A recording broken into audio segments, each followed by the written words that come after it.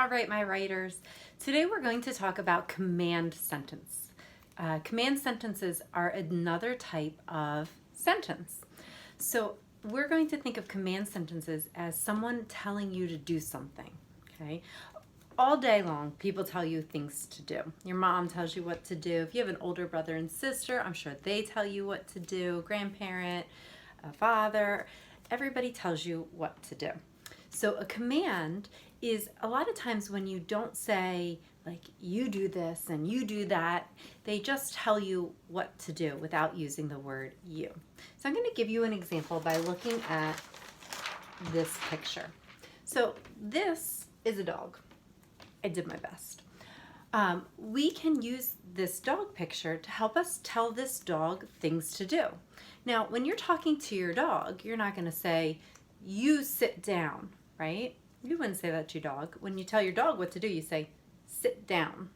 Okay? He knows that it is him that you're talking about because you're looking at him. Sometimes you're pointing at him. Okay? So that is a command. Okay? So I'm going to write that down. We're going to tell him, sit, and I'm going to start with a capital letter. Sit down. That's a command. Now, it's not always just used for your dog. When you're in class, sometimes the teacher will tell you, sit down, okay? She doesn't have to say your name to sit down. You just know that means, hey, that's me, I gotta sit down. So that's a command. When we use a command, we put a period at the end. You're still telling someone to do something. Just like in a telling sentence, when you're telling someone, a command is another way of telling someone something, but instead it's telling them to do something. And instead of using the word you just write down what it is you want them to do. If I throw the ball to him, I might say, fetch.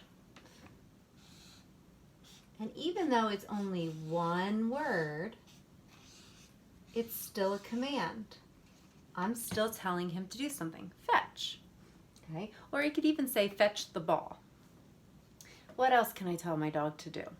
Well, I can tell my dog to roll over. I'm not going to look at him and say, you roll over. I'm just going to say, roll over.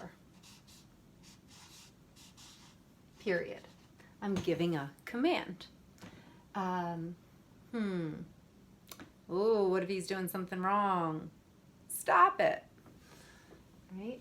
Or sometimes I might just say, stop. Stop it.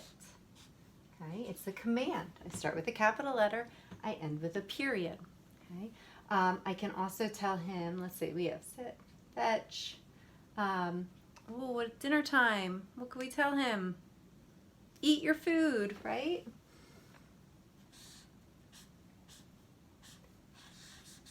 Eat your food. Period. Okay, so those are just some commands that we could give my dog. Okay, so commands, it doesn't have to be for an animal, it could be a person. Think about all the times that maybe your teachers told you to do something, or somebody, a grown-up in charge, has told you to do something. Okay, so command sentences get a period at the end.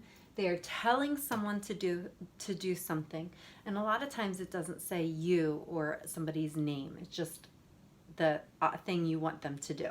Roll over, period. Stop it, period. Sit down, period. Fetch, period. Eat your food, period. Okay, so again, command sentences are telling someone to do something, and they end in a period. All right, writers, I want you to give commands a try on a piece of paper. Maybe you want to make a pet on the paper and tell them what to do, or maybe you want to draw a person. Maybe you want to be in charge of a person, and you can draw your person and then you tell them things that you want them to do, or you can just write it down. You don't have to do a picture if you don't want to. All right, writers, happy writing.